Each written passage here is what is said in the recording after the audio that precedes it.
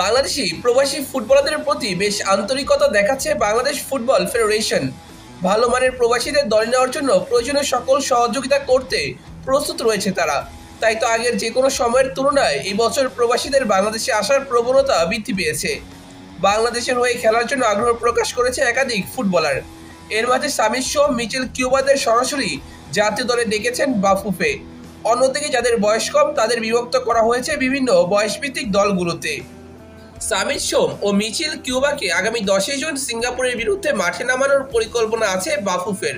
তবে 10 জুন সামির সোমের খেলা নিয়ে এখনও কিছুটা সংশয় রয়েছে, কারণ ম্যাচের আগে জোগাড় করতে হবে বেশ কিছু কাগজপত্র।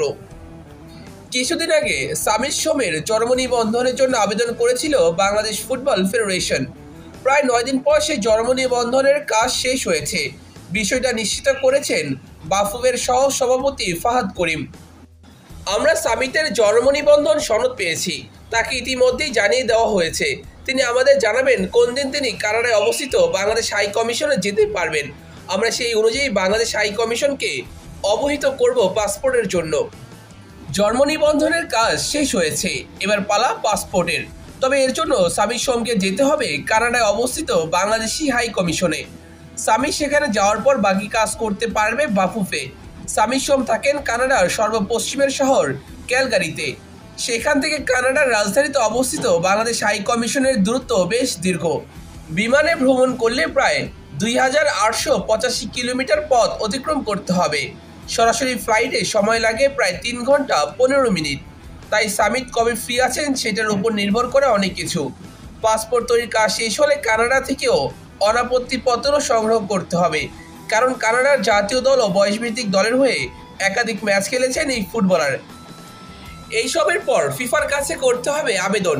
ফিফার সকল কাগজপত্র পরীক্ষা নিরীক্ষা করে সবুজ সংকেত দিলেই তবে বাংলাদেশের হয়ে খেলতে পারবেন সামির সোম।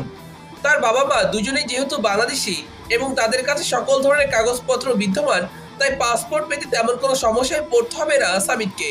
তবে ফিফার অনুমতির জন্য সমস্যায় পড়তে পারেন এই ফুটবলার। হামজার ক্ষেত্রে বাফুফে ফিফা থেকে অনুমতি নিতে সময় নিয়েছিল 4 মাস। অন্যদিকে সিঙ্গাপুর ম্যাচের আগে বাফুফের হাতে রয়েছে মাত্র 1 মাস। তাই তো দুশ্চিন্তায় পড়েছে বাংলাদেশ। অন্যদিকে জ্যামাইকান প্রবাসী মিচেল কিউবাকে দলে নেওয়ার প্রসেসটা বেশ সোজাসাপটা। কিউবার পাসপোর্ট তৈরির পর ইংল্যান্ড থেকে একটা অনাপত্তিপত্র সংগ্রহ করলেই চলবে। তবে ফিফার কোনো পারমিশন প্রয়োজন হবে না। সিঙ্গাপুর ম্যাচে সামিত ও কিউবার বাইরে নতুন কাউকে নিয়ে ভাবছে না বাফুফে। আমার মনে হয় জুনের আগে অন্য যারা আছে তাদের পাওয়া কঠিন হয়ে পড়বে। আপাতত ফাহমিদুল, সামিত, কিউবাদের নিয়ে আসা সম্ভব হলে জাতীয় দল অনেকটা শক্তিশালী হবে।